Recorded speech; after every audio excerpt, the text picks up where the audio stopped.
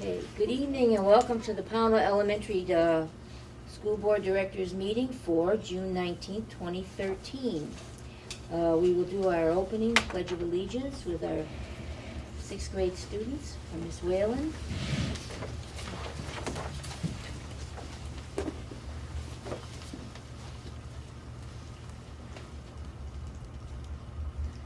I pledge allegiance to the flag of the United States of America and to the republic for which it stands, one nation, under God, indivisible, with liberty and justice for all.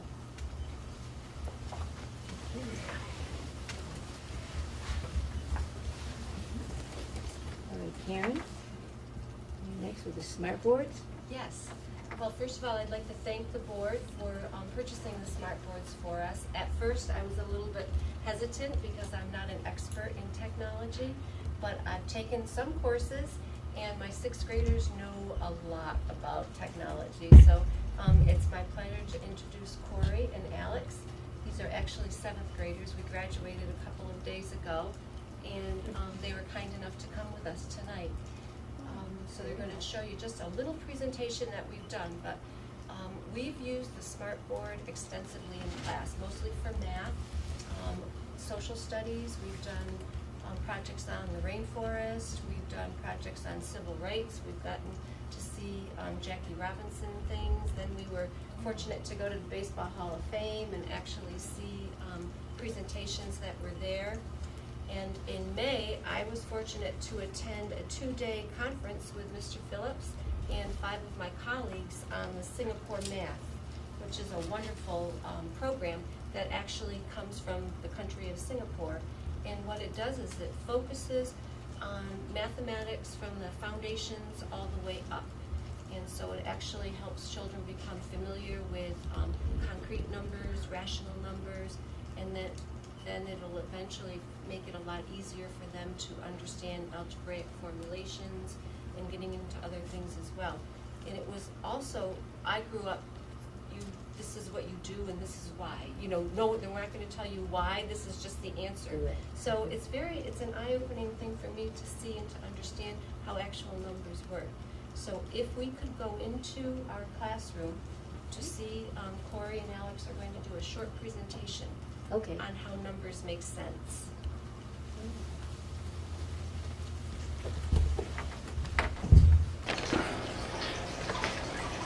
Okay, so this is Alex, and he's going to help me on the computer, and we're going to show you a short presentation.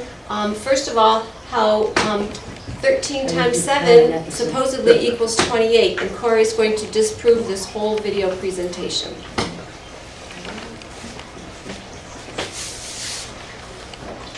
Mr. Chairman, 28 vacuums a week, that's a lot of vacuums to sell. And you only have 7 salesmen? Certainly. That means they gotta sell 13 vacuums apiece. You're right. 13 vacuum cleaners apiece? Yes, sir. What are you talking about? 7 times 13 is not 28. Yes, it is. 7 times 4 is 28. Mr. Chairman, 7 times 13 is 28. 7 times 4 is 28. Did you ever go to school, stupid? Yes, sir. And I come out the same way. You claim that 7 goes into 28 13 times? That's right. Go ahead, prove it. Go ahead. All right. There's the board. Well, go ahead. Mr. Chairman, I'm gonna prove it. Go ahead. Now, you got 7 salesmen. That's right. Okay, there's a 7. Where is it? Right there. All right. Now, you got 28 vacuums a week you gotta sell. That's right. I'm gonna divide. There's your 28 vacuums. Now wait, you claim that 7 goes into 28 13 times? That's right. Show me. 7 into 2. 7 will go into 2. Certainly not. So I gotta take the 2 from there and put it down here. It's over there. Put it down there. Yeah, I'm gonna use that after a while. That's a cute little 2. Yeah. Now, 7 to 8? Once. Once. And I'm gonna carry the 7 from here and put it under the 8. 7 from 8? One. 1. A minute ago, I didn't use that little 2. What are you gonna do? I gotta use that 2 now. I'm gonna take it from there, and I put it right there. Now, 7 to 21? 3 times. That's correct. 7 to 28, 13. Oh, no, nothing of the kind. What kind of figures are these?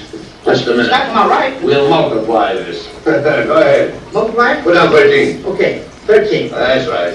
And 7 salesmen, put that down. 7 sales. Now, you claim that 7 times 13 amounts to what? 28. Prove that. 7 times 3? 21. 7 times 1? 7. 7 and 1? 8. And a 2. 29. No, wait a minute. How do you figure, boy? You can't. Good. No, you can't do That's that. right. No, nothing of that kind. We'll add this up. Adam? Put down 13 7 times. Okay. 1, 2, 3, 4, 5, 6, 7. Now, wait a minute. You claim that all that added up amounts to what? 28. Then now you've got a job. Thank you. 3. Oh, no, wait a minute. 3, 6, 9, 12, 15, 18, 21. 22, 23, 24, 25, 26, 27, 28.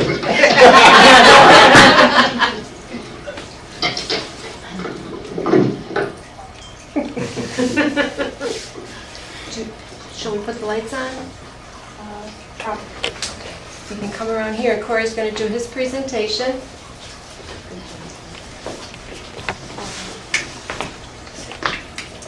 Seven times 13 is actually not 28 because 13 times 7. So 7 times 13 is 21. And 7 times 10 is 70. So, because 13 equals 110 and 3 ones. So, 21 plus 70 is 91. It's actually 7 times 13 equals 98. Alright, All right. very good.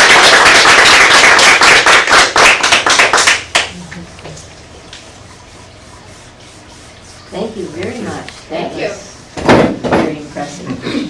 Thanks, guys. And thanks for coming back, 7th grader. Yes. Thank you very much. Thank you. We're done? I'll be out there waiting for your play, whenever. Thank you.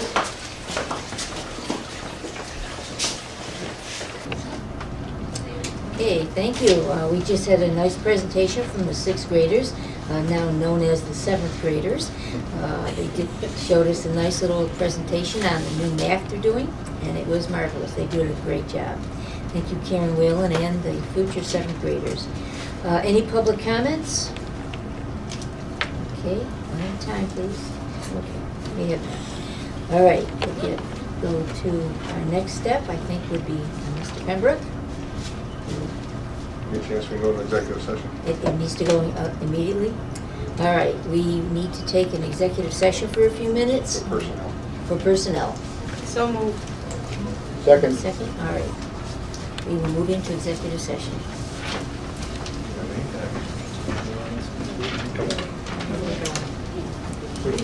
Where are we going? Executive session? Sure. Or any classroom. Any of the classrooms. I Yeah. think the kids are still here.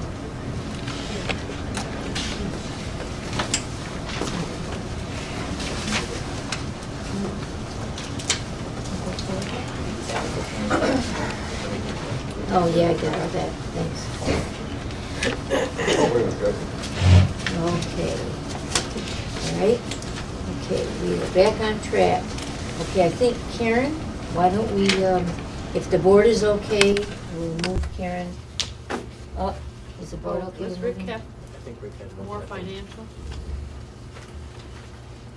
We do, but I want to move Karen up because she wanted Rick to stay for a few minutes. No. Okay. Let me just fill you in on a couple things, because that may influence what you do later on. I hope not, but, Oh, I know what you meant, sorry. I just want to make sure that everybody's up to speed. We do have, I'm looking under action items, we do have a budget transfer proposal for you. Have you passed that out yet? And Jim can go over that a little bit later, but I will fill you in a little bit. Can you give him the budget status reports? We have two reports for you. One is your special ed services within the supervisory union's budget. That is a direct bill back to Pownal. That's the smaller document that's headed your way. The larger document is your budget status report as of today. as of 4:16 this afternoon, actually. The first thing I want to give you a heads up on is you look at the special ed one. Under resource? Yeah. The Which one we are first? Pownal resource room in the top left-hand corner.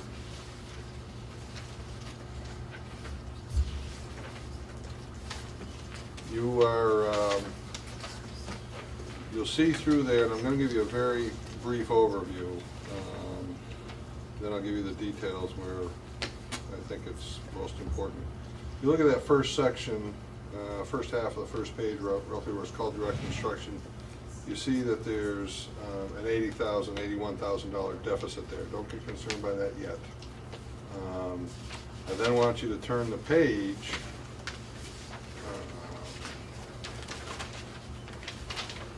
to the bottom half of the second page, where you see direct instruction 1,200.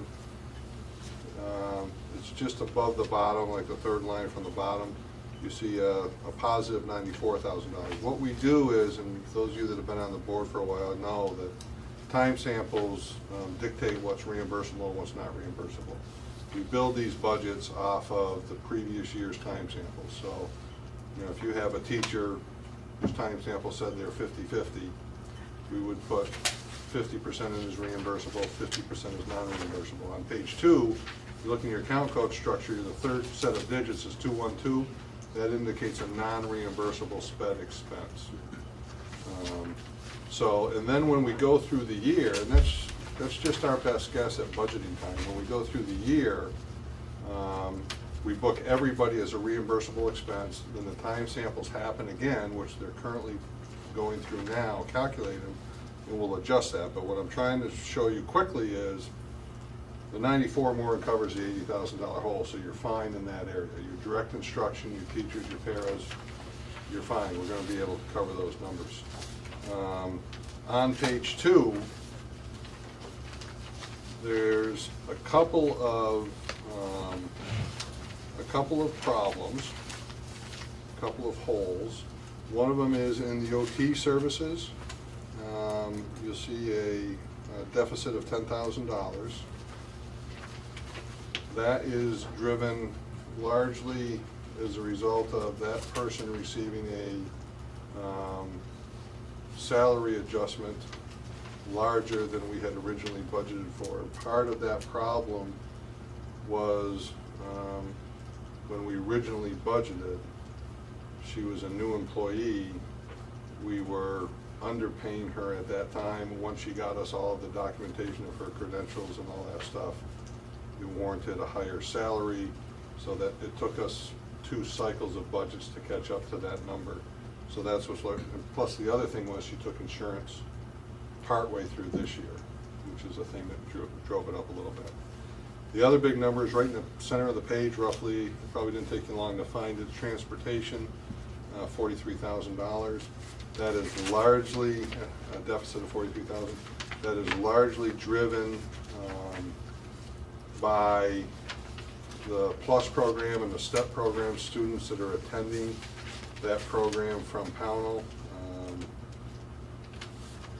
I can't get into too much detail, but there is a significant amount of transportation in that program associated with learning activities, life skill activities, medical needs, that requires a lot of one single transporting of a student. And that's what's driving that number. So if you look at the bottom line, you see a hole of about $39,000. The very, very bottom, the last line on page 2. Based on analysis of invoices that we have in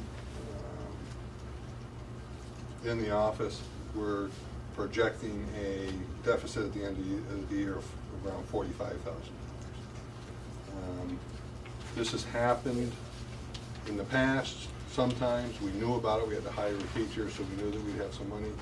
You do have options you can, well, first of all, you will get reimbursement on this money, assuming it's a reimbursable expense, it's not a 212, which most of it will be, if not all of it. So the net number to you is going to be about $23,000. You'll get that reimbursement this year. It'll come through in this year's revenues.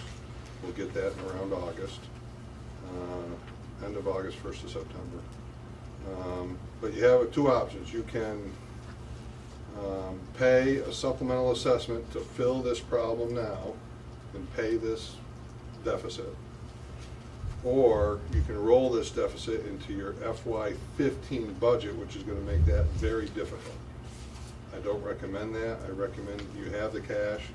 Jim can show you, because I probably won't be here, where the cash is. You have the cash this year to pay for this deficit. Since you're receiving the revenue this year, I would suggest you pay the deficit this year, because if you receive the revenue this year and pay the deficit in 2015, you're not going to get the revenue again then. So it's going to be that much more difficult to pay that transaction. Are you, is someone going to look at that $43,000 item and hope that it doesn't happen again? Can we rectify that problem, or? I can tell you that there are numerous eyes that are looking into the PLUS program. The program is being evaluated, redesigned, repositioned. Help me out here, Donna. It would still involve transportation though, so it would be a Absolutely. budget. Right, but Depending on your student. There'll still be transportation, but I think it's Oh, I going to be a understand different. that, I think it's but going to be a different model. Yes, We've never yes. had this problem before. I think it's going to be a different model. Right. It will be. You have not. It's almost like when you my have not child had- went to school. You have I not had this told- problem before to this degree. I told the teacher, don't wait till the last day of school to say to me, your daughter or your son has been acting up. Let me know ahead of time, okay? This is the same thing. This is being thrown in our face like, oh yeah, by the way, this is a little problem. Should we have been able to see this as the reports came across every month? Well, at the SVSU level, you see it. I was told, I wanted to bring this to the board's attention a few months ago, and I was told I couldn't. And, Another question. A Pownal citizen told me 3 weeks ago that we're spending $185 an hour on this transportation. Is that number accurate? It seems like he was right now. Someone just said the one-on-one is costing $185 an hour. we don't pay by the hour, we pay by, we don't pay by a flat hour, we pay by an hourly rate and a mileage. I can see, depending on where that trip is being, 185, it sounds high, I don't think it's gotten that high. Well, I think going forward, we might be able to be involved and know what's happening and what we're paying out. This, you know what I'm saying? I think that's what the board is really looking for. Yeah, exactly. I, for one, don't like surprises. This is a whopper. Well, I for one don't deliver surprises, and I was told I know. that Okay. I couldn't deliver the information prior to this point in time. So Well, I'm just saying, moving forward. I moving just forward, want to make I it would clear like- that I know, this I hear wasn't that. my choice of delivery of And this no one's message. blaming you. I'm just saying, I think the board would be interested in knowing and working, we're willing to be working with whomever it is that we just need more information as we move along. I love to provide information. Okay. All right, so I guess, So I would request a motion, whether it's positive or negative, I would still like to request action by the board to pay this debt this year as opposed to in 2015. what's the pleasure of the board? Well, it is in fact something we owe. Yes. No arguing with Absolutely. that. No way, Yes. no getting out of it. And Jim's gonna tell us that we have that money someplace else we can. Yes. Yes, he is. So moved. Second? Okay, so motion's been made and seconded to pay this bill this year. All those in favor? Any questions on it? No? Okay, all those in favor signify by raising your hand. Mine's going up because I'm the third person here. The second thing is an informational thing, and it also has to do with your SU assessment. There will be I don't need any action on this tonight. There'll be recommendation, discussion, and action at the SU level to some degree. What exactly it will be, I don't know. But as a result of significant unanticipated expenses, Pownal is likely going to see a supplemental administrative assessment in the neighborhood of somewhere around $15,000. And you'll receive that prior to this year, and that will be paid out of this year's money as well. And that I will explain in executive session at the end of the month, at the end of the meeting. Okay. And Karen's got 3 minutes to get me into her conversation if she wants me. Okay, come forward, Karen. Come forward. So we're going to be putting the cart before the horse so that we can take advantage of Rick's expertise because he's been a team member in helping us get to the point that we are at proposing to you, our proposal to you about public pre-K. But unfortunately, you're not going to hear the proposal first. We want to have an opportunity for you to ask questions about finances that you might have regarding the whole implications of doing public pre-K in your community. If you have questions about tax rate, what it means for your budget, what it means for you, now would be a good time. Is that true? Did you have the tax rates and the budgets and?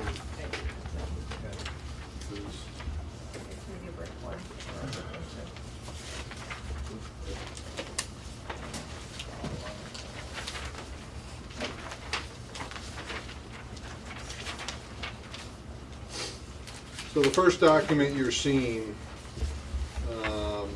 is a tax rate analysis that we do for the VCPC funders. Funders, is that the right word? They want us to, we've done this now for Shasberry, North Bennington, Woodford, and now you guys. Are we missing somebody? Is that it? Is that all fine? They like what we provide them. They like, I believe, Karen can confirm or deny, but we've kind of massaged this document together with them. We've kind of been their poster child for producing some of this information. And if you look in the first two columns, it's your FY14 budget, which is next year's budget. One of them is with pre-K, one of them is without pre-K. The red column shows the change. And it documents that if we receive a $50,000 grant, which is above the 2014 proposed with pre-K, if we receive that $50,000 grant that you see there, if you go to the bottom far right-hand corner, the implication on your tax rate is 4 thousandths of a cent. Is my math right? 4 thousandths of a cent increase on your tax rate. Now there's a little caveat to this. You won't see that number. Did we confirm this? Because you guys didn't build a number in for your pre-K, right?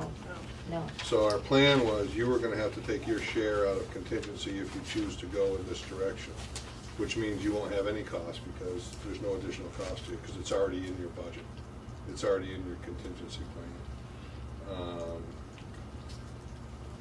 The next year, FY15, we are projecting a $25,000 grant, and that is basically a break even. And what happens is we've now taken those 4-year-olds, gotten them into our ADM, increased our equalized pupil, so your additional cost into the program, coupled with that grant money, basically is cost neutral to the taxpayer in FY15. We project that forward to FY16 and FY17. There's no grant money. We now have full 100% of the equalized pupils, because remember, the equalized pupil formula is ADM over 2 years, so it's averaged over a 2-year period. So it actually takes you 3 years to get up to full speed on the transaction. When you get to full speed, again, you're saving minor money, but basically it's a break-even proposition. That's what that document shows you. The second document that Karen passed you around is the budget that we present to VCPC. It shows the sources of our cash. For example, the first column, we're looking at $50,000. Pownal's going to have to put in $22,700. SVSU through in-kind services that is already in the SU budget. It's in-kind services that we provide to, Karen can speak to that more specifically, to the tune of $53,000. And she's going to have to help me with the other SU grants. What were those? So if we're already in a position. Oh, Medicaid and stuff maybe? Yes, so if we because we manage these grants as a supervisory union rather than by town, there's some benefits, because if we have a licensed teacher paid through a grant, an allowable grant, and you have a student in a facility, you don't have to replicate the cost. We can share the cost through those SVSU. So we anticipate both those, the last two columns would be in-kind services to Pownal to help support the project.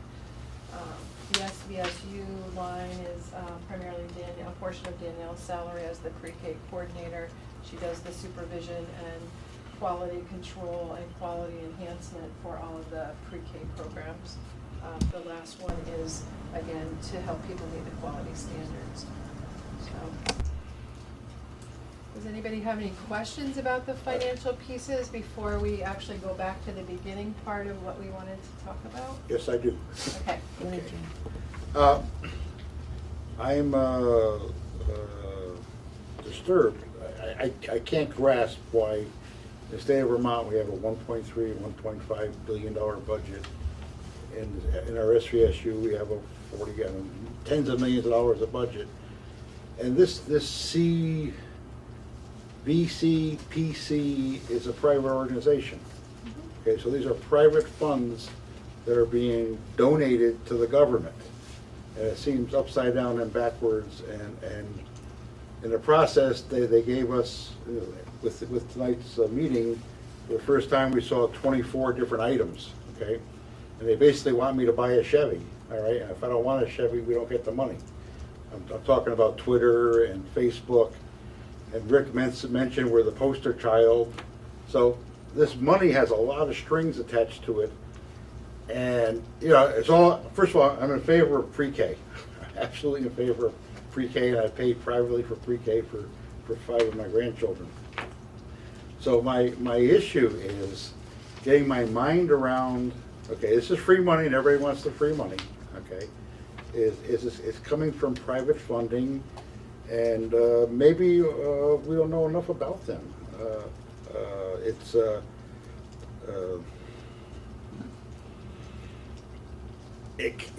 I'm not a lawyer, but I think it might pervade some of the lobbyist statutes. First of all, they are a lobbyist employer. Okay, so they are a lobbying organization. They lobby the state of Vermont. Who's So, the Vermont Community Foundation? pardon? Who are you talking about? They are lobbying the state. The VCPC. The VCPC is part of the Permanent Fund for Vermont's Children. Okay, and then they talk about the Vermont Community Foundation. That's like an umbrella organization. But where the money is coming from is the Vermont Community Preschool Collaborative Project and the Permanent Fund for Vermont, and they are registered in the state of Vermont as lobbyist employers. It's just all this money we have, all the money I spent on education. I know when there's never enough. Okay, what's going on with this private money? It's individuals. If they just gave us the money and said spend it on pre-K and tell us what you spent it on, but they have all these, this list of 24 things that they're asking us to do are all awfully vague. Okay. I have to run, and then I'm gonna let Karen answer Okay. 90% of Okay. the answers, but we do know them. We've worked with them now for 5 years. You probably worked with them longer. I've been dealing with them for 5 years, so we know them very well, actually.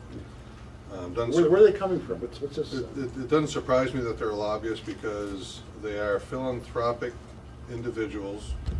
I was going to say throughout Vermont, but I think they have some outside Vermont They do. contributions as well, that firmly believe in public pre-K is advancing the skill level of our next generation. And it doesn't surprise me that they have lobbyists because they've been pushing for public pre-K for a number of years. But we've, and Karen can speak to more detail because I do have to run and I apologize, but we've dealt with the conditions in every other district. We, largely Karen, deal with the conditions. I mean, I don't know how much Todd will have to do, 1 or 2, but you know, it's the board's prerogative. It's, you know, you would have to write a big check if you want to go down this road. You know, you're going to have to write a $80,000 check as opposed to a $27,000 check. If you want to do the pre-K, but and it's totally board prerogative, and I apologize, I do have to leave. Thank you for your insight. Thank you. So just to answer your question, why would they do this? Like Rick says, they firmly believe in Vermont's children. And one of the things that many school districts have identified across the state, the barrier for them starting public pre-K was the ADM formula, and the fact that we don't get the money up front. And so this group of individuals who give thousands and thousands and thousands of dollars to Vermont's youngest children, and now Brenda works with them with the Vermont Birth to 3, and they're investing in the Birth to 3 population as well. They wanted to see public pre-K happen. And so they developed their grant mechanism where we get 100% of the money. Well, not really 100% of the money. They use a formula of $2,000 per child that we're going to serve, which is not necessarily enough money, but that's the formula they use. They'll start with that, that amount of money, and then they drop to 50% the second year because that's how the ADM funding works. The third year you get the full amount, so you don't get grant money. As far as the conditions, we've gotten hundreds of thousands of dollars from them through the different towns. Bennington being the largest, we got $135,000 last year. We're getting $90,000 this year. We're getting $50,000 here if you choose to accept it. Woodford has gotten money. Both Shasberry and North Bennington have gotten money. The expectations that they have, I appreciate that they want us to set goals. We really don't pass money out without having an expectation. As far as their goals, though, their conditions of funding, parameters, goals, activities, expectation, and if you read them, they aren't written as, they're like statements, and we're a board of education, if you will, and some of them aren't even sentences. Okay, They're bullets. They're a strange compilation of things that aren't conditions or goals or other things. Well, you're right. We personally have goals in our own project that we would address, and we can, I'm pretty sure the grant application got sent out via email.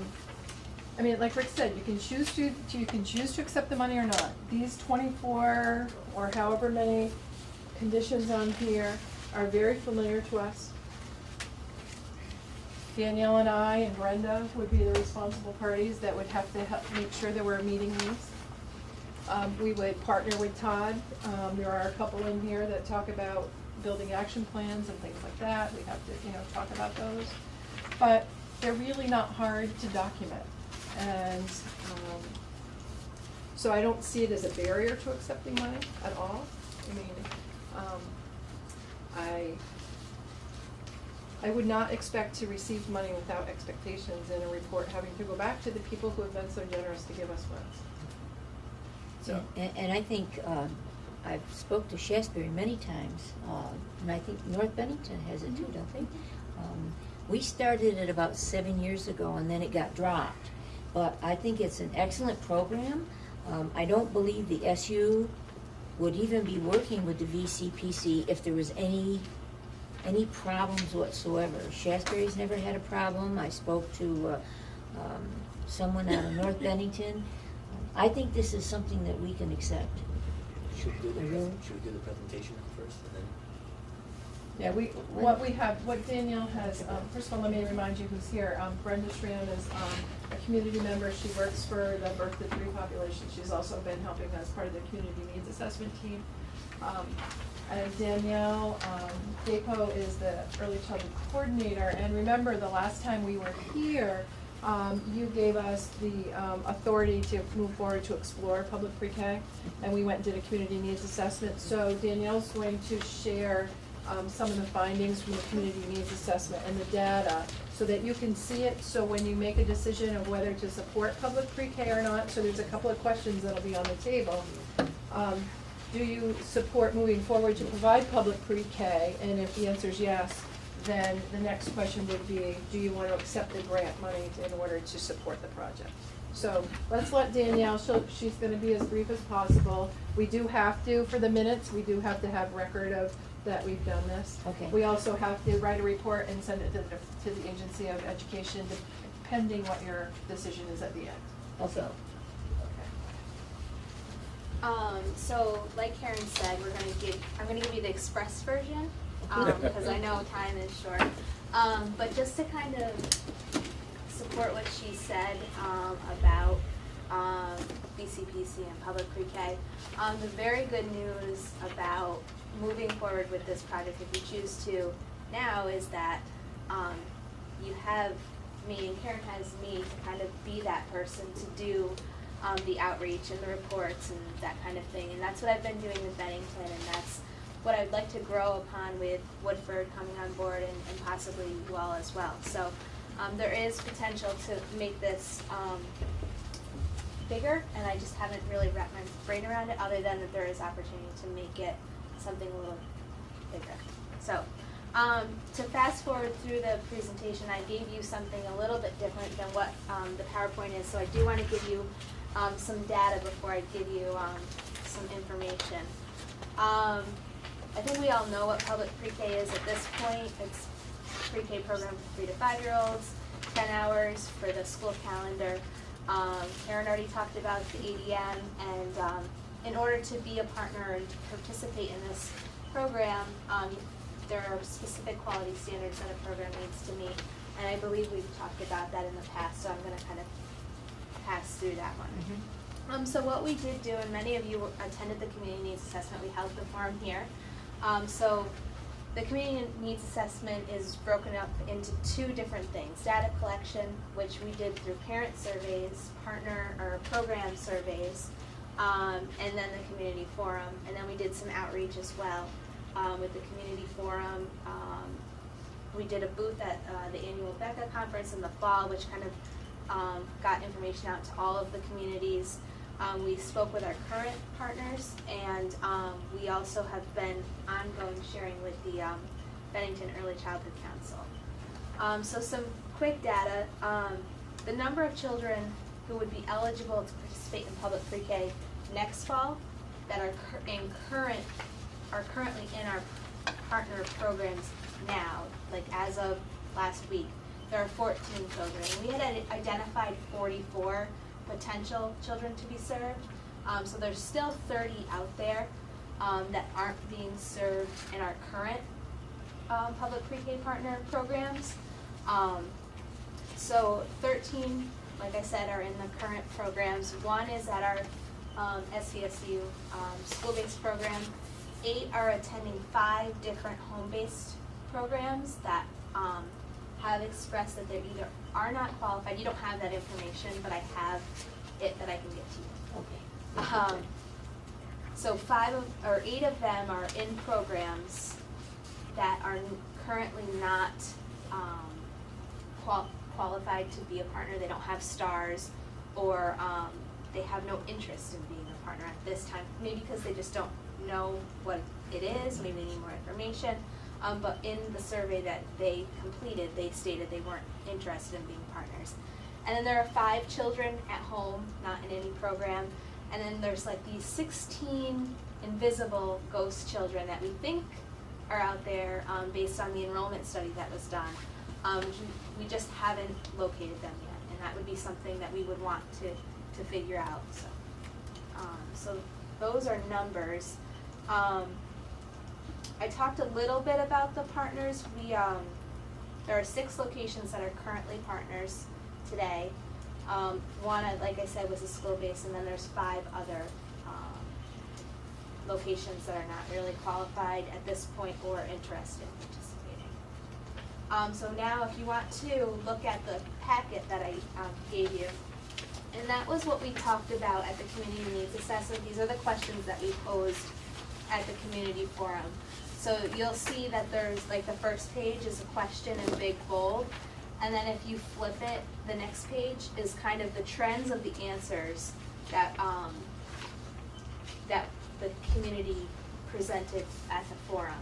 And if you look at each of the different, they're called Wordle documents, you can look and see what the trends are. One is being ready for kindergarten.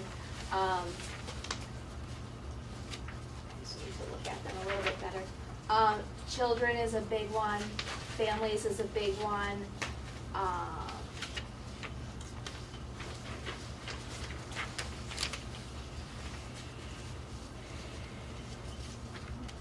And I believe in a Wordle, the bigger the word, the more times it came up in an answer. Right.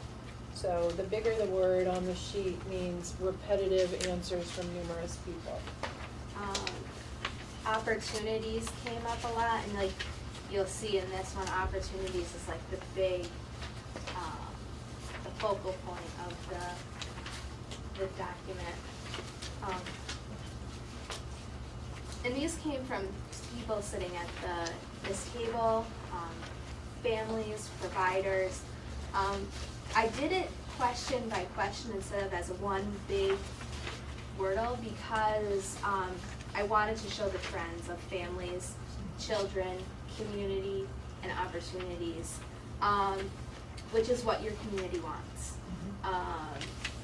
So I think that's one of the biggest reasons why providing public pre-K for this community is so important. So next steps, and I wanted you to take these with you so that you can kind of look at them in case you want to, or share them. But next steps for this would be to notify the grant funders of the board's decision. To continue, like I said, to locate those children that we think are out there, but we haven't really located them at this point, and then decide what public pre-K will look like in your community, and begin the plan for implementation. And that's making the assumption that you decide to move forward. And I think one of the things that happens, Pownal's an interesting community. It's been a trend every time we do a community needs assessment. Like I said, when we do other towns, we have done Pownal in the past. It's one of the places where that we struggle with the data. We're not quite sure why the data isn't as rich, and so we're working on extending more and more. But part of what has happened in other communities where it's been similar, the smaller communities, particularly once the town announces that there's going to be public pre-K, then we get a lot of new information because parents come forward. In fact, I talked to Zeke today on the phone about the Bennington project, and I said to him, I invited him to come down to Pownal to hear our conversation, but he must have had something else he needed to do.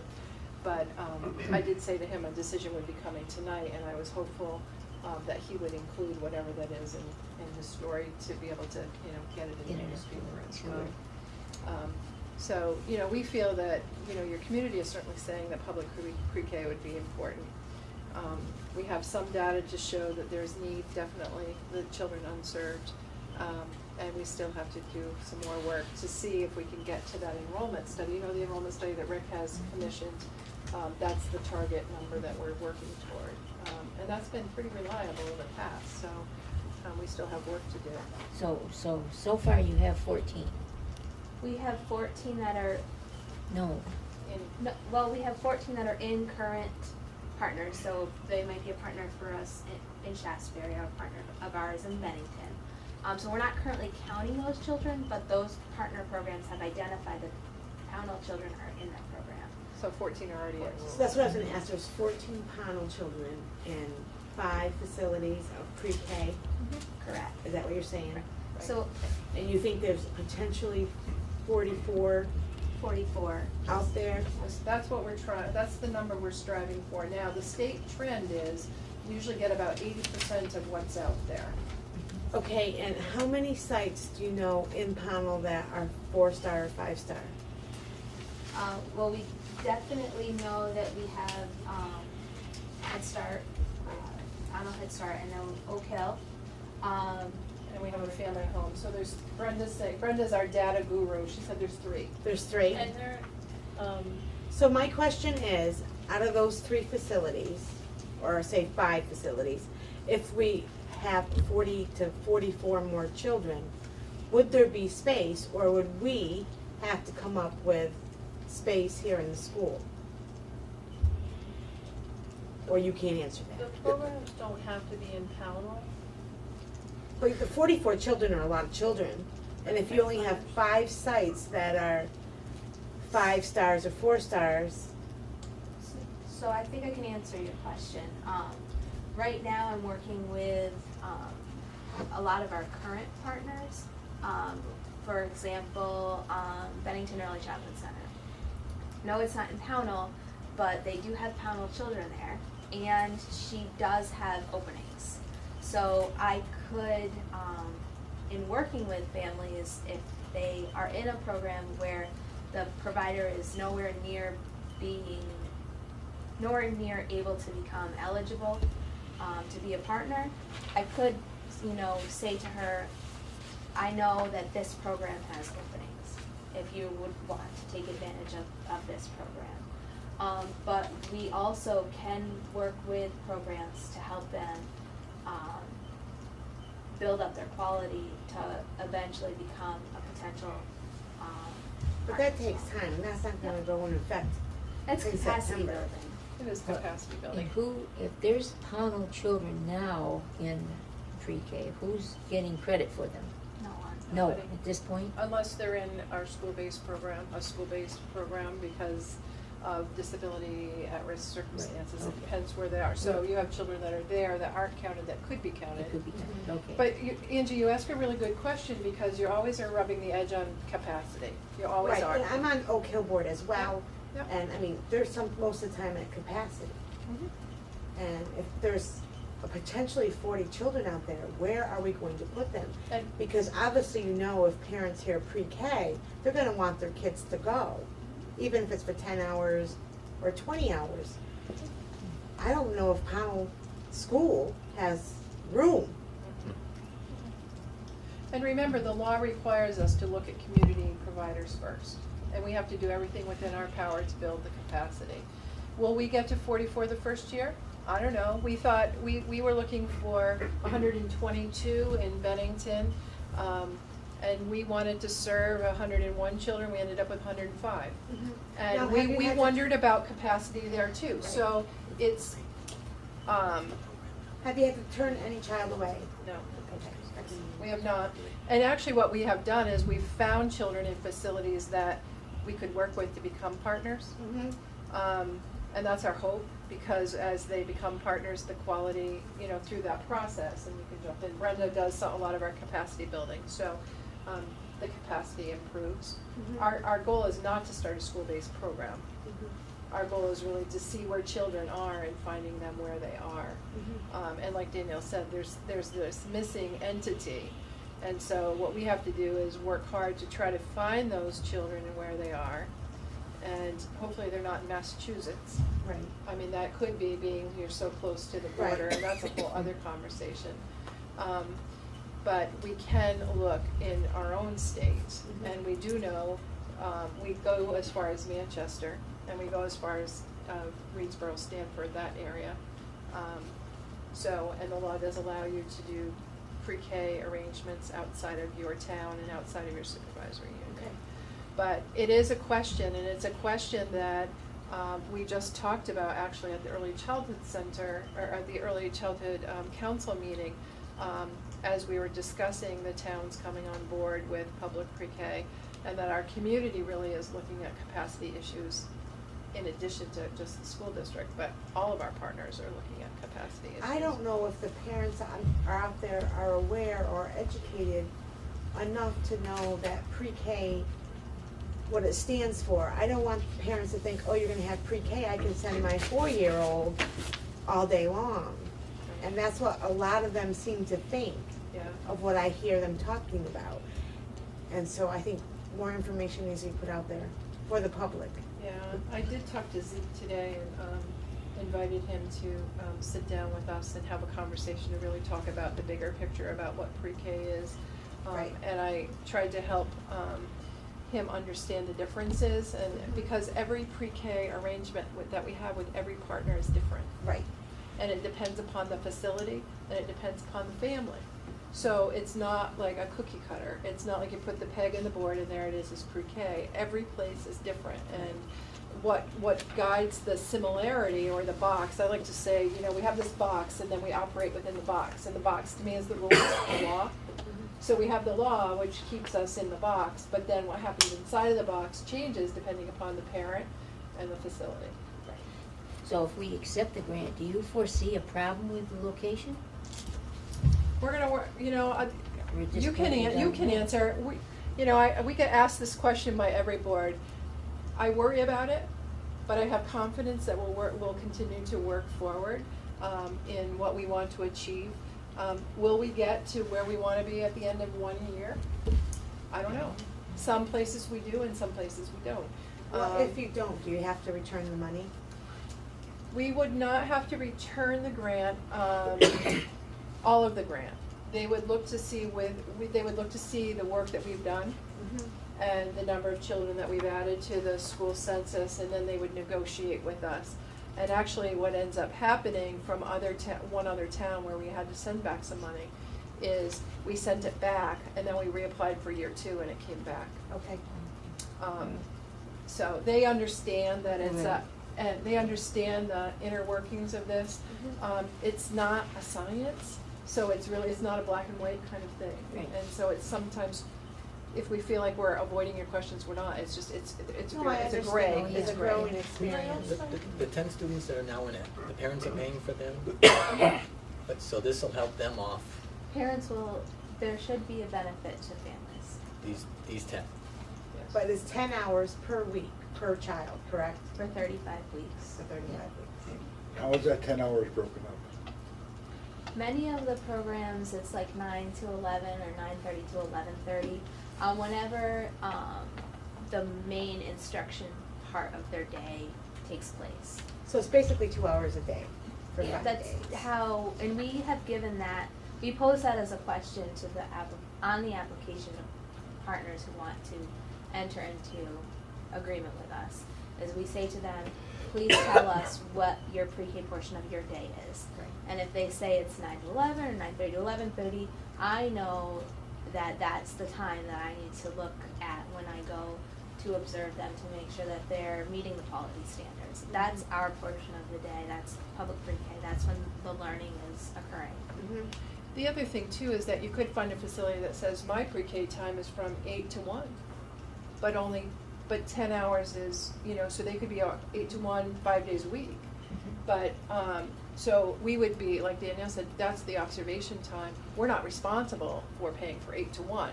No, 10 hours. 10 hours. Yes. I get that. Yeah. But I think a lot of parents that I've heard speak of pre-K go back to kindergarten, where kindergarten used to be a half a day, but that's what they're thinking is 2.5 going to hours a happen. day. Yeah. And unfortunately, that's not what's gonna happen. Right. Because I think each of the agreements are so personalized and so individualized, what it's done, that is not necessarily a bad thing, but it's just something that we have to work to overcome, is that public pre-K itself needs to be able to create an identity of what is it, what does it look like, and kind of sell itself a little bit more so people do know exactly what it is. And it's one of the things that I've recognized as maybe like a missing link. So I think, you know. I see pre-K as what I sent my children to as preschool, 3 days a week.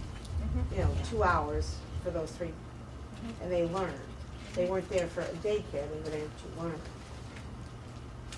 I think that it's good to point out that early care and education has changed in the last 10, 15, 20 years, and that it doesn't necessarily have to be a traditional, you know, program that you're thinking of. There's many, many different looking programs that offer experiences all day. The Oh, clock I doesn't understand that. quite- I'm saying the parents are having a really hard time grasping this. So the clock doesn't stop at 11:30 and early care and education Right. stops there. Exactly. And the other thing is that the parents, I don't know if you remember, your parents that were here last time were concerned that they don't want a part-day program. They are working families that would like a longer program. So the 2 hours would be in a longer, Right. longer day. And they, that was the consensus. And some of the parents need to realize that they have to pay for that portion. Right. It's not, And we work with all of the families, either individually or collectively, to help them understand, and the facilities too. And when we have a solid agreement with each facility, then it's really becomes very clear. But it's facility driven, what the expectation was. Jim, I think you were trying to say something as we were going back and forth. No, the Did you have a 10-hour question? Yeah, It was answered. okay. Okay, that was a great yes.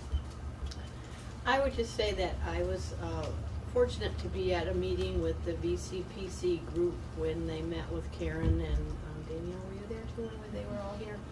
And they are just overwhelmed with the progress and the quality of the programs that are going on here in Bennington County. And I just want to commend you for moving this forward and doing so much for our young students, and just to encourage you that this is really something that is a model for many other places in the state. And Karen has been to the legislature to speak on the behalf of pre-K and how, what are ways to implement it and the importance of it for our young children. And I know, I'm very pleased to see that the governor is for pre-K. He made that pretty clear a couple times. And it is a growing effort. It It is is changing growing. with each day, so It's developing, it is developing, that's for sure, and we want to be responsive. And that's why it's important that it continue to develop.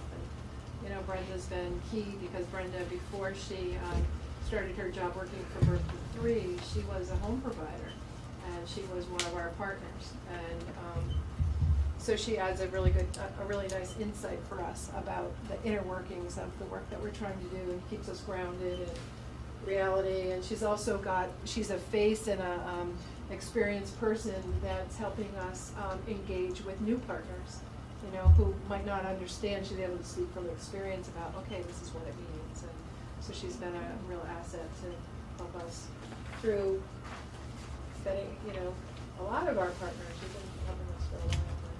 Thank you. So what we were hoping for as a result of today's meeting is either your pleasure about proceeding, whether we're going to make a motion to provide, and then the acceptance or not of the grant funds. So, Okay, all right. Okay, What is the one vote? question before we vote. What's that? If we vote to accept the grant, it says in here that it's not finalized yet as far as the details of the grant. right. So are we voting to accept the grant or to give you permission to negotiate? Well, they're waiting for us to get this back to them. They're very nervous that they haven't heard from us, because you can see it's been April 22nd that they approved. And actually, so I will get to answer the question. They trust us so much that we gave them a very basic preliminary plan, and they awarded us a grant knowing that more details were coming. So they're waiting for some information from us. The negotiation is not typically around those items that you are concerned about. It's more about what the work's actually gonna be and what it's gonna look like. Okay, what's the pleasure of the board? I make a motion, we accept the grant. I second. Can we, Say what? We would need to do the motion to provide public pre-K for 4-year-olds first, and then we would move to the grant. Because I don't think we've decided yet whether to do public pre-K. I make a motion to move forward for pre-K, To provide to provide pre-K for 4-year-olds. I second the motion. Okay, motion is made and seconded. Is there any discussion on it? Okay, all those in favor, hearing none, all those in favor, raise your hand. Okay, it's unanimous.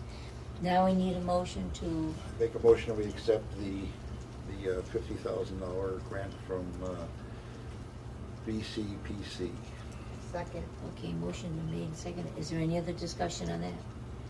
Hearing none, all those in favor signify by raising your hand. That's unanimous. So just so you know the next steps, thank you, by the way. The next steps for us is to finish your community needs assessment report. We haven't done that yet because there's no need to do it if you weren't gonna move forward.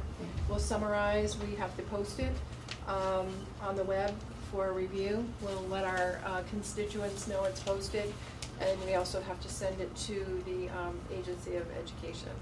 We'll also, if you notice on the grant, it says the project leader's signature and date. In the past, in all the other communities, I've been the one to sign. If you're comfortable, I'll sign. Be the responsible party. We'll move this forward so that we can get the money in the coffers. Typically, the money comes to the SVSU, and we set up an individual account with the grant money on it.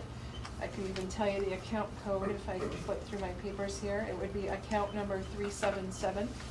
And you would be able to get budget status updates. By putting it in the SVSU, because Danielle and I are the grant managers, it allows us the opportunity to work through all of the details in an expedient way, processing bills and things like that. We do everything through the same, we process bills the same way Todd does. We go through the business office, purchase orders, agreements, contracts, everything. You would be able to get a budget status report at any time because it's all, we work for the same finance department. Right. So if you're comfortable with that, that's how we would proceed. Yeah, okay. I would just like a copy of the numbers that you were talking about, just for something And you to could read. even send them the PowerPoint.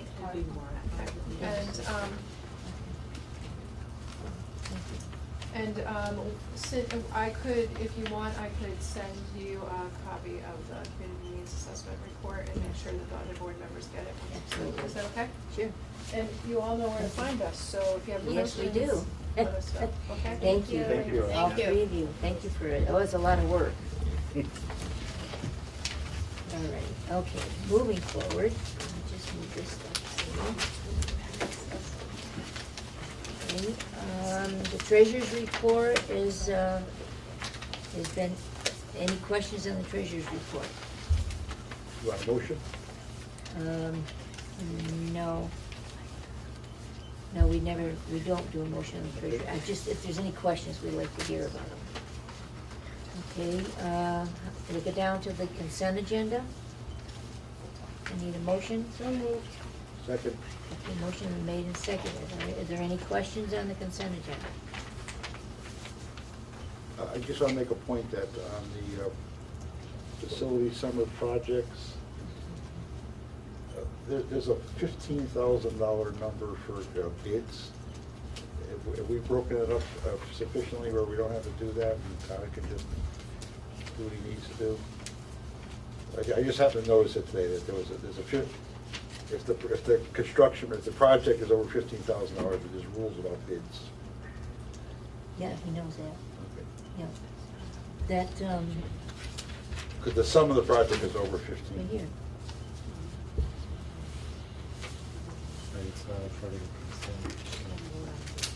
Oh, I see the ticket, all right, yeah. No, we didn't get to that part yet, Jim. It's on the list. Oh, but I it's see, not- I'm sorry. See, Yeah, I it's jumped. not I under the jumped. consent agenda. All right, I jumped. I can't get used to this consent agenda. Okay, thank you, sorry. So is there anything under the consent agenda that you No. want to discuss? No. Okay, and just for the record, because the field trip went on June 7th, I went up to the central office and signed it. Yes. So Thank these you. kids could go on their trip, which we've done in the past anyways. Okay, any other discussion on the consent agenda? Seeing none, all those in favor, please signify by raising your hand. It's unanimous. Okay. All right.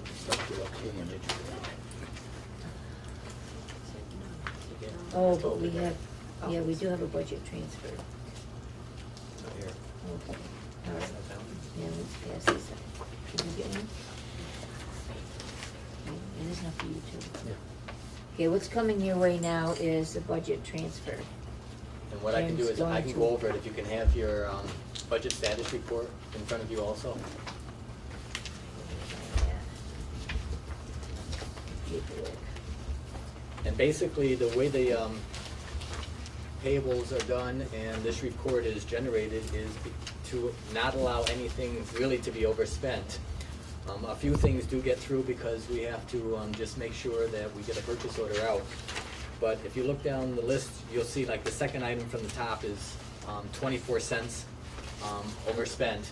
So basically, we're gonna try to put 24 cents into that budget and take it from somewhere else. And so that's basically what the budget transfer motion will do. If you look on the list of all the budget transfers, you'll see that we're crediting certain places that have extra monies. There are certain line items that are not spent completely. And then we're debiting the line items that do need monies to kind of offset the overspending. There are only a few of them. As you go down the list, there's that 24 cents, which is very minor. On page 2, there are none. If you look on page 3, down towards the bottom, you'll see under the board expenditures, basically there's an amount of $29 for workman's compensation that was not budgeted. We're just basically transferring money into that budget to take care of that expense. $75 under professional development. There was nothing budgeted, but there was a $75 expenditure made, so we're just covering that expense. The third item down, you'll see that it was $3,094. That there, we are not doing a budget transfer into because, did you need that? Yeah, I can't find mine now. Here, Jim, never mind. We're not doing a budget transfer into that one because that is being offset by the motion you made last month with the monies that are coming back from the Oak Hill sale. And that $3,000 was the survey that was done for the Oak Hill property. So that will stay over budget, but your revenues are overstated by that amount. Okay. On page 4, you'll see there is nothing. Basically, everything is in line. Page 5, we have in there about halfway through down $17,000. That there is not going to be have a budget transfer into that. That $17,000 is made up of all the monies that the state reimbursed Pownal for the oil tanks being removed at the Oak Hill, and also the monitor well here at the Pownal. And then any additional amounts also from the amount that you transferred from the Oak Hill sale, the $5,000. That's it? Yep. Okay. On the next page, you'll see that we're doing a budget transfer into the bus aids. We're going to look into this a little bit further, but we need to basically do a transfer. This here are the pairs that are on the bus that may be there for one reason, but they're being putting on their times that they're with just doing bus aid. Okay. So the discussion between Todd and the special education department is to better identify the. We talked about this last year. Yeah, Yes. so that has to be done again. Okay. We'll make sure that we try to get right on top of this on July, the start of the new year. Okay, good. Underneath it are just the benefits that are involved. The next item is the bus purchase. We're not doing any transfers into that one because that's gonna be offset by monies coming from the reserve account, $31,000 from the reserve account. And also there was $40,000 that was given to the town or the school for the from the state. So that'll offset the $71,000 bus purchases. Okay. Sped transportation was the plus program from last year that was billed this year because it was brought in after the audit was done and after the year had closed. So we will be putting monies in there to offset that. And two items that are not on here are the $45,000 that Rick talked about for the resource room. It's on here. That's the bottom item. Yep. And then it's also on the halfway up, the $15,000, which will be the assessment. Okay, so that'll take care of all the overspendings. The credits are where the monies are coming from that are overspent, and you can look at some of the account numbers. You'll see that a majority of it is coming from the propane line item, that there is a balance in that one. So this is the point, Jim, where all the monies are available to offset the expenditures that you asked about, if the monies are there. And that was good, we saved on property insurance too, Yes. because of Yeah. the, okay. Good. And then just for your information, if you look on the last page of the budget status report, you'll see that right now the budget balance is at the $240,000 that's still available. What'll come from out of there is the $15,000 and the $45,000. Yeah, so you're still ahead of the budget. Okay. That's the 150,000. Pardon? That's the 150,000. Part of the 150,000 contingency is in there, not the reserve. Not the reserve. So if you can make a motion to Include the, oh no, we already voted on that. We need to vote on, maybe we got too much paper. Okay, Can I make one comment? yes. The type size is way too small on this document. Please fix, I can't. I'm looking into that, and that's why we send it to you by email, I think. Well, even when it came by email, when it's a PDF, Oh, yes. zooming in and zooming out, you lose the header. Yeah, you do. I tried it. I'll see what I can do. That's all. Okay, so we need a So motion. a motion to is that what you want? A Yes. motion to transfer monies Yes, As listed. as listed? Second. okay, that cover it? All in favor? I know, I wanted to make sure the wording is Yes, okay. oh, yeah. Okay, is there any other discussion on it? Motion's been made and seconded, none? Hearing none, signify by raising your hand if you're for it. It's unanimous, Tammy. Very good. I'm not for it, but we can't not pay. Yeah. I wish there was more here so I could- Okay, now we'll move down, there's no policies. That's what I like to do, is, you know. Let's move down to the facilities and the summer projects. And I'd like to kind of combine the summer projects with the safety audit, because that kind of goes Okay. hand in hand. Sure. You know, Rich Valley was here last month to discuss the summer projects and what would be done. Toward the one part of the meeting, we had talked about enclosing the front part of the building rather than putting a door here at the end of the hallway.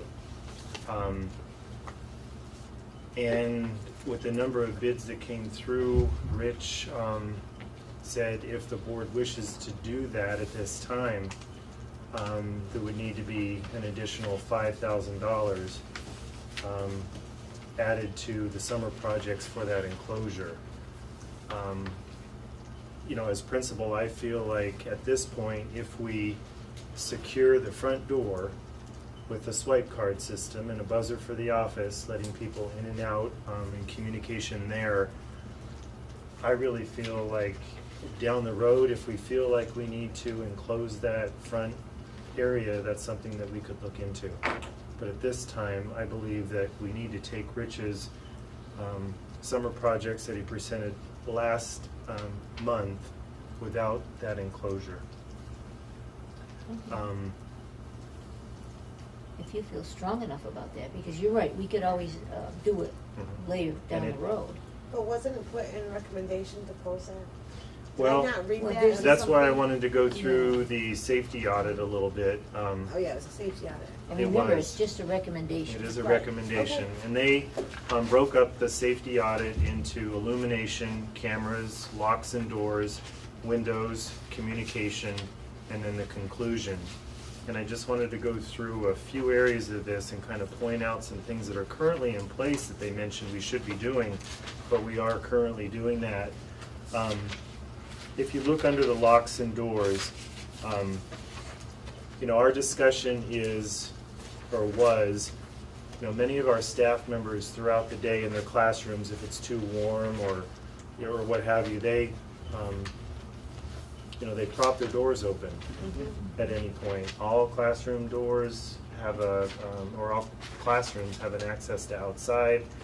They prop the doors open. So one of the recommendations here was to suggest more compliance in this area, even our front door. Because of the office area becoming so warm, we have the front door propped open a lot. And we really need to be in compliance by having a building that's more secure, by having all of our classroom doors not propped open. In compliance with what? The safety. The safety of the building, just having I a know more that. secure building. The other suggestion in the locks and doors would be to, secure that front area through the key fob device or a swipe card system. And the other recommendation here was to have a more secure entryway as far as a main or a lobby area. And that's what I had just talked about. If we go forward, at this point, I really believe that to secure that front door with the swipe card system or key fob, that if we feel Makes a like we big need to, improvement. yeah, it would make a big improvement. And we do really have a secure building. I went in one of our SVSU buildings, and I'm not going to say which one, but you just walk right in, and the office isn't even right there. I mean, you have to go, because I had never been in this building before, and you have to go quite a ways to I even know get to who the you're talking office. So, overall, we do have a secure building, but there are some things in here that they suggest. Under windows, they're saying that we have numerous large windows. A lot of our doors have large cutouts for glass, and their suggestion was to have the doors have a smaller area of glass, so they can't break through the glass to enter the building. Under communication, kind of mid-paragraph there, it said if a teacher's going outside for class, the teacher should be required to have a portable radio to help communicate, and we do have a communication system on our playground to where they can call the office can call out. I don't think that was communicated to them when they wrote this up. Yeah. Something else that's already in place are the radios for our buses, and they suggested that rather than cell phones. Well, we already upgraded the radios for the buses this school year. We did, for the Because we were out of compliance as of January 1, so we Right. upgraded those, and those are all in place, and we use those the FCC. every day. Yeah, we had to upgrade for the Right. FCC. So then, in conclusion there, were things that they had suggested, and, I believe that we need to at least go forward to secure that front door with a swipe card. My job is to try to ensure that our building is more safe by having, the doors throughout the building, secure and closed. But overall, I think it's a good report that that many of the things that they suggested, we are doing Already, yeah. already. One of the things under your locks and doors, now, any new window that has been replaced downstairs, they open now. Right. Before, the windows never opened, and I could see the teachers wanting to open the door to let some air in. Right. Well, any room that has these new doors, these new windows, They they just shouldn't crank, have- they right. don't have to open the Mhm. door. Well, years ago, I understood why they had to. The thing that bothers me on this report when I read this is that I know we have cameras, Mhm. and I was kind of surprised to see the cameras are not monitored at all. How come? They're monitored when we have a problem. I see. So if we know of something, then we go back and take a look at what had But happened. they if are we're running? notified. They they're are running. Okay, it just Yeah. made it sound like, they're So there. if we but get they're- a spent a lot of report money from on one this. of our night custodians that this happened, we can go back through, the evening and what did that look Look like. at it. Yeah. Okay, And we alright. do that. How long do they stay? That I'm not sure. Is it a week, a month? You don't know? I think it's more, Because I longer know than at the that. store I rotate weekly, Mhm. so they're only good for a week. Something that I could ask Rich on that. Okay, is there any questions on So the? all you're really asking for is to drop the enclosure because the bids came in $5,000 more than we. Right. So what was the price? We approved 10,000 or? Approved 15,000 for the summer projects, and it would have to increase another 5 if that was the board's wish And you at really this don't time. think we need that at this time? I don't at this time. You think no. as long as we get the swipe or the buzzer? Right, and I think we are a much safer building that way. Okay. And we Is could that look. with the camera? We could look, yes, and we could look down the road for possibly enclosing that area. I'm fine with that. Yeah, I am too. Jim, you okay with that? So what's the new prices?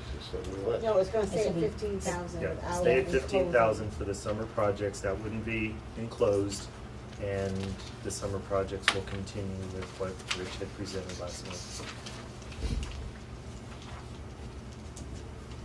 Okay, good. Okay, now, we did the principal's report. They did a good job. You want to talk And about that? the PA system I could also talk about. We met with kind of the key players in the building, because Mrs. DeRosa presented to the board one day with Kathy Brooks that we really need to have a PA system here. Yeah.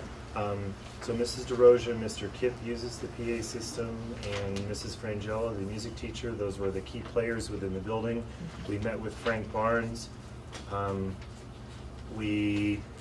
And it was on, Jim, you have it under equipment here. So it's listed. We do have funds to purchase that from this year's budget. And that was part of what was on here. So Frank put in, a suggestion for me, and I'll approve that PO and go forward, and we'll have a new PA system as well. Amen. And there was a couple Pownal residents are gonna be happy. Are you talking about in the auditorium as well? Yes. Yes, Okay, oh, excellent. definitely, yes. The total cost was. Total cost for that on your sheet is under equipment. It was $7,825.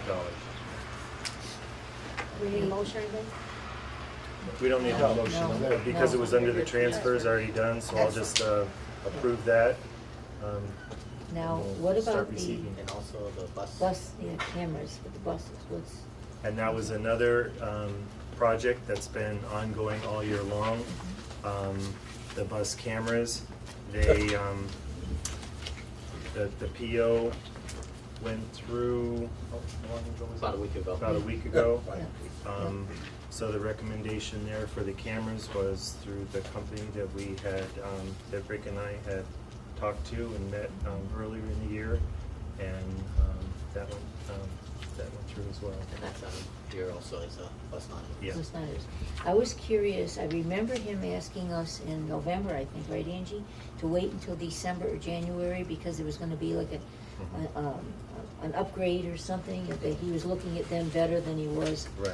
the first It time. was the capability of having more cameras. Okay, is that the one that? That's the one, Okay, yeah. good. All right, it was worth the wait. All right, excellent. Any Question? questions? Now, wouldn't you be better off to put more cameras in the school rather than the buses?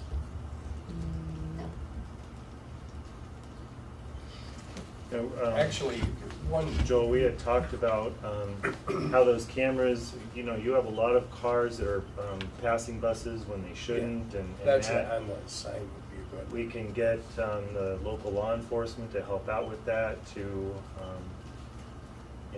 really stop that from happening, and the safety of our students, the safety of our bus, our drivers in that. I think it's going to be just another addition to the safety of our students. The cameras on the school though, in the past, we've had people, vandalize buses. And then you go back through them, you can't really, they're not real clear, or the clarity's not good on them. As far as trying to, I've talked to the constable and stuff, and he said, you can't really tell. It's So the cameras blurry. on the school? Yeah. Oh, I hadn't not heard that. Yeah. I know we used it a couple times we had vandalism and they Used it were a couple quite times clear this that- year. But close to the school, but when you get out to where the buses are, In the they're dark. not really that great. Oh, for the distance. Oh, dark, vandalizing yeah. for the And buses. the buses, yeah. Would the cameras on the bus be going all night? Or only No, the they buses only run? activate when you Turn the turn engine on, the probably. ignition on. Oh, so that's no help if it was vandalized. So that would be something we think of next year, is maybe mounting a camera out there to shine it on the buses itself. And I think there's a tree in the way too, that Oh, we can cut the tree down. I got electric chainsaw. It's Vermont. Not cutting trees down. It's Vermont. Yeah, you're in Vermont. I think there is a tree though, that Yeah. kind of Blocks it. blocks the view We can too. take care of that. Is Just don't there put a it. light out there? Is there an action sensor light? But that is a good idea, that's a good idea. I never gave that a thought. Okay. Well, I'm not gonna say it. Okay. Knock on wood. Yeah, Lightly. yeah, bite your tongue. Okay, I asked that the Red Cross contract be pulled.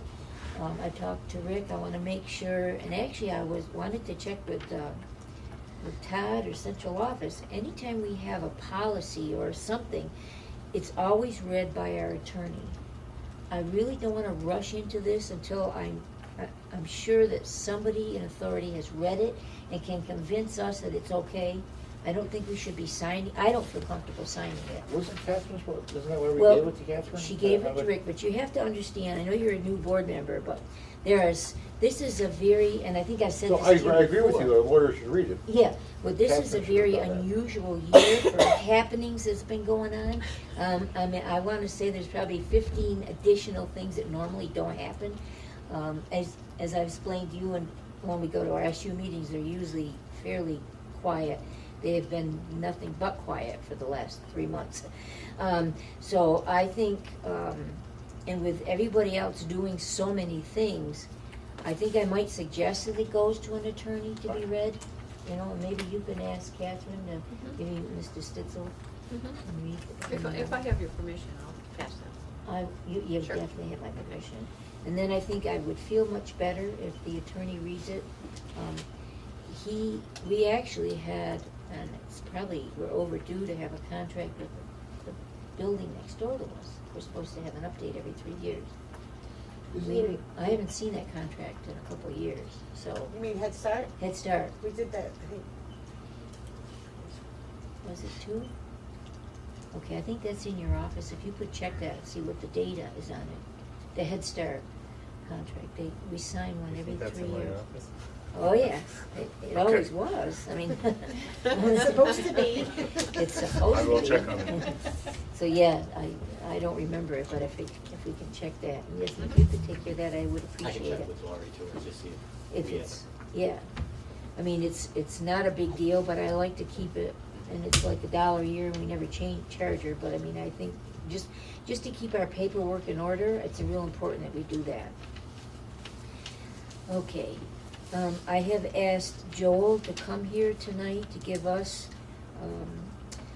just an update on what the, well, I wonder if we should just do that in executive session. It's for the bus drivers. That's you. Okay, maybe we'll move into an executive session.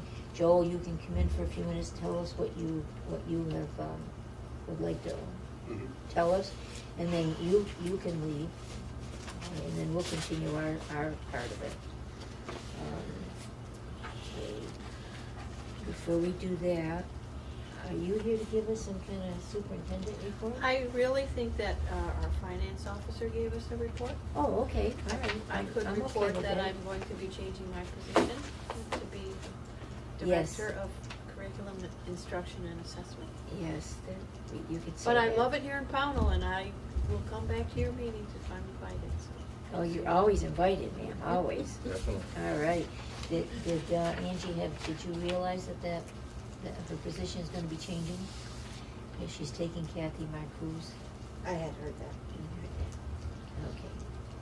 As long as we don't lose you, it's okay. You're not losing me. I think it's an important commitment to moving our district forward in our school improvement plan. And I So have no hope to doubt that support you will do our a principal. marvelous job at it, too. Is there any other business that come before the board? Any other business? We're closed for July, right? Well, I want to say yes, but with a question mark. What does that mean? That means if something comes up that just cannot wait till August, I personally do not want a meeting in July, but with all this uncertainty going on for the last 3 months, there might be a possibility. So that's why I want to put the question mark there. My first answer would be no. I don't want to do any business in July, but sometimes it might not be able to be helped. If I had my choice, no. Okay, so it's got to be a real emergency. And if it is, then I will contact each and every one of you. Okay? All right, and you're all set because we're gonna have a warrant before the end of the month for payables, and then we'll have the warrant. I talked to Jeff today, Yeah. and he's gonna have some last minute, there's always last minute POs going up and whatnot, and I told him I would stop up next week and sign them. Okay. So we're covered there, and if there And any, then sometime in July. in July, definitely, yes, yeah, the board has given me permission. Are there warrants? We haven't signed any. Yes, there are, I'm sorry, they're right here underneath me. But, yeah, just in July and August, well, August, I'll get our meeting out. I'll tell you what we're gonna meet in August. Un momento. Thank you, Angie. You're welcome. It'll be the first time I walked away without signing. If I put tires on the buses now, would you rather have them I was gonna done make a joke about now you cutting your or pay. at the next month? Because I never know how. I'm gonna- Yeah, Jim's gonna answer that in 1 minute. We're going through it. But I did Probably notice the it next- was saying that I read them. The next one, after Because July. it's under, that would be under equipment, Equipment, right, which is over 10. yeah. After July 1, After July. yeah. She's home. Okay, our next meeting Well, it's, yeah. would be in Wait. August on the School year, but 14th, If we had money left over, okay? August 14th is a Wednesday. What time? 5:30, it seems to work well. Okay, well, this is good, it's not even 7:30, we're almost done. All right, he said. Okay, is there any other business come for the board? None? Okay, then a motion to move into executive session? So moved. There you go, Jim. You're all set with it? Yes, thank you very much. And we, just gonna make sure on my paper they're gonna take one. Into executive session. I gotta see that. Okay, want a hand? No.